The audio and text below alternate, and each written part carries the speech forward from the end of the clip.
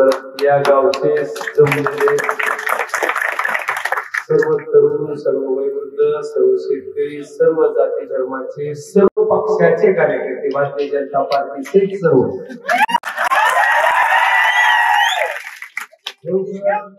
खरोखर एवढा आनंद होतोय की परळी मतदारसंघाच्या दादा हरी वळगावच्या त्या टोकापासून ते आष्टी मतदारसंघाच्या आंबोऱ्यापासून सर्व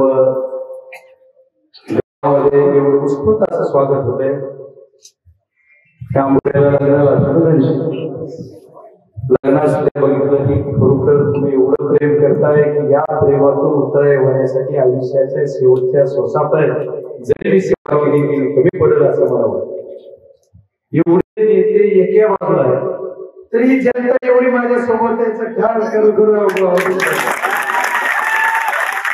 शरदचंद्रजी पवार साहेबांनी मला दुसऱ्यांदा दिल्लीला जाण्यासाठी तिकीट दिलं आणि तुम्ही सर्वांनी त्यांचा सन्मान राखून स्वाभिमान वृत्तीने काम करता त्याबद्दल तुम्हाला पहिल्यांदा नतमस्तक.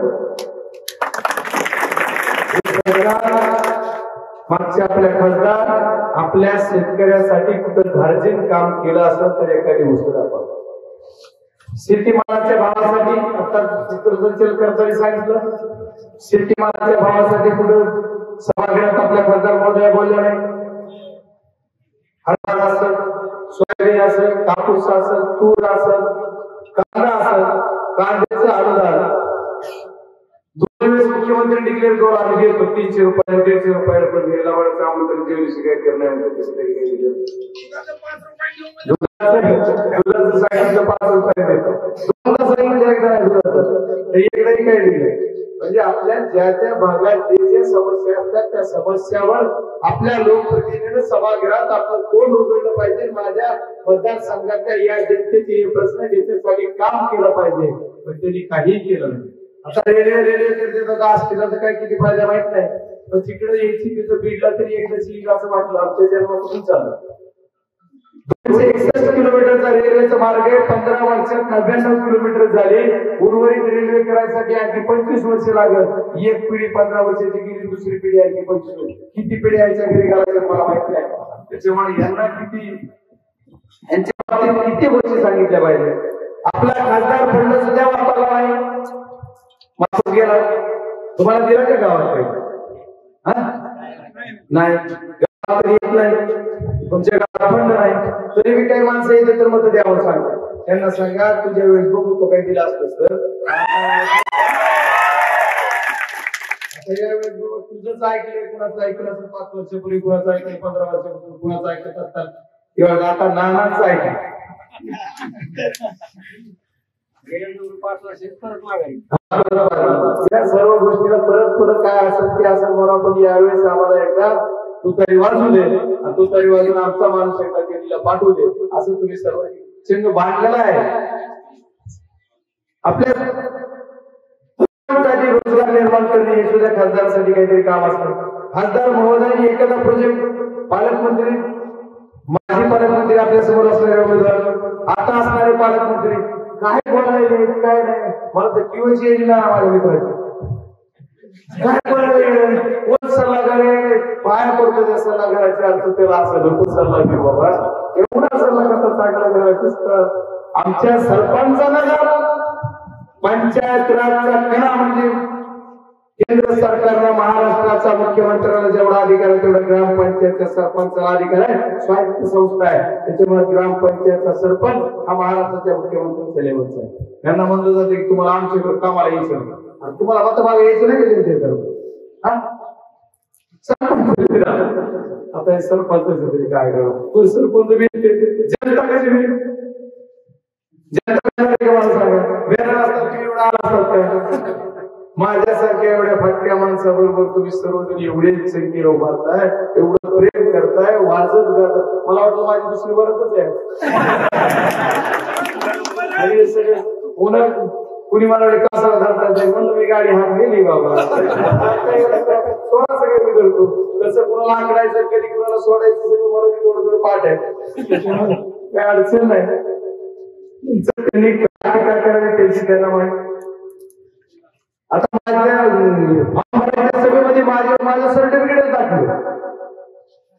पूर्वी आता आदरणीय मनोजदादा पाटील जरांगे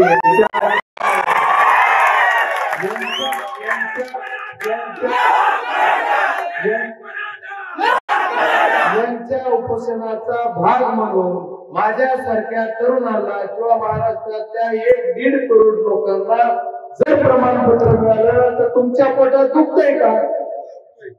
एवढ्या दिवस आमचे मिळायचे प्रमाणपत्र होते त्याचं काय? मग एवढ्या वेळेस आता हे पण कुणी शासनाला श्रेय घ्यायची गरज नाही. 25 वर्षापूर्वी 30 वर्षापूर्वी ओबीसीचा मंडळ आयोगाच्या नीती लागू झालं तेव्हापासून हे प्रमाणपत्र मिळायला पाहिजे होते. त्याच वेळेस झाले असते तर आमच्या लेकरांनी त्याच वेळेस शिक्षणामध्ये सवलत मिळाली असती. तेव्हापासून मिळाली नाही. शासनानं अडवलेलं आता मिळाले. तुम्ही त्याचे का दुखतंय?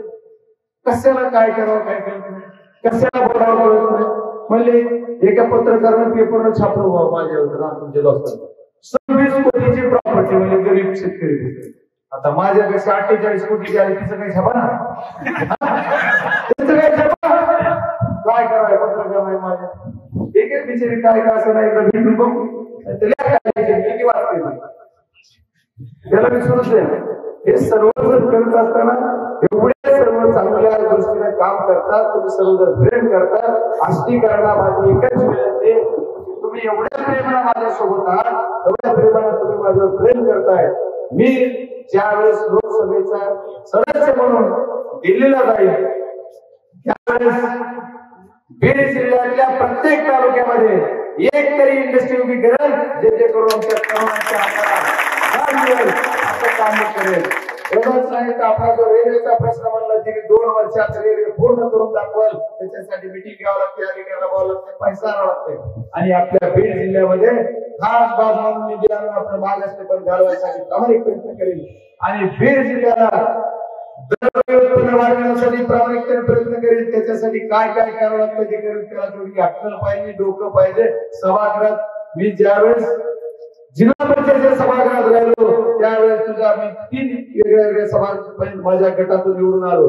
3ही गटामध्ये एवढा निधी मी नेला की आमदारांना सुद्धा निधी मिळाला नसेल एवढा निधी मी जिल्हा परिषद सदस्य असताना गटाने नेला. त्याच प्रतिक्रियेची मला तुम्हाला एकच सांगणार आहे की बीड जिल्हा आणि बीड जिल्ह्याचा खासदार झाल्याच्या नंतर ज्या तुमच्या समस्या दरबारी मांडेल धनगर आरक्षण असेल मुस्लिम आरक्षण असेल संविधानासाठी बौद्ध समाजाची जी चळवळ झालेली ती असेल आणि आता महाराष्ट्रातली मनोजदादा जरांगे पाटील यांच्या माध्यमातून जी आपली मराठा समाजाची चळवळ आहे त्याच्यासाठी सभागृहात बोलल आणि ती जी भूमिका असेल त्या भूमिकेला माझा समर्थ पाठिंबा असेल असं तुम्हाला सर्वांना सांगतो. याच्यासाठी तुम्हाला निवडून देणार हे काम करण्यासाठी मला दिल्लीला जायचंय. उगाच कुणावर टीका टिप्पणी करण्यासाठी नाही कुणाला तरी दाब देण्यासाठी नाही. कवड दाब देणार 3 सरकारचा 100 दिवस उद्या 100 भरलेली 100 दिवसाच्या पुढे सरकार राहणार नाही. लिहून द्या. कुणी जरी म्हणलं ना तर मला तुझा दाब 3 महिने 100 दिवस फक्त 100 दिवसानंतर आम्हीच येतो चिंता करतो. आणि निकालात तुम्हीच निकालात काही बोलायची गरज नाही आपल्या लोकसभेच्या. हे सुद्धा सरकार पण आम्ही लोकसभेचे निकाल दिवस मला माहिती दुसऱ्या दिवशी पडतं का काय काय माहिती सरकार काय सांगताय. त्याच्यामुळे याच्यावर पुन्हा ना शेतकऱ्याला गार्जन तरुणाला गार्जन ना कुठल्या जाती धर्माला गार्जन ना कुठल्याच समाजाचं हे सरकार नाही. फक्त स्वतःसाठी आपण झालेले सरकार आहे. स्वतःचे स्वतःला जे काही चोऱ्या केले कुणी ती वाचवायच्या तर कुणी काय केलं त्याच्यासाठी हे सरकार. त्याच्यामुळे मी कधी कुणावर वैयक्तिक टीका टिप्पणी करत नाही. तुम्हाला सर्वांना सांगतो तुमचं हे जे प्रेम आहे या प्रेमाला उतराई होण्यासाठी आयुष्यभर तुमची सेवा कराल. तुम्ही जेवढ्या संख्येनं माझ्यावर प्रेम करून त्या सेवा देणार आहे तुम्हाला माझी सर्वांना कळकळीची विनंती आहे.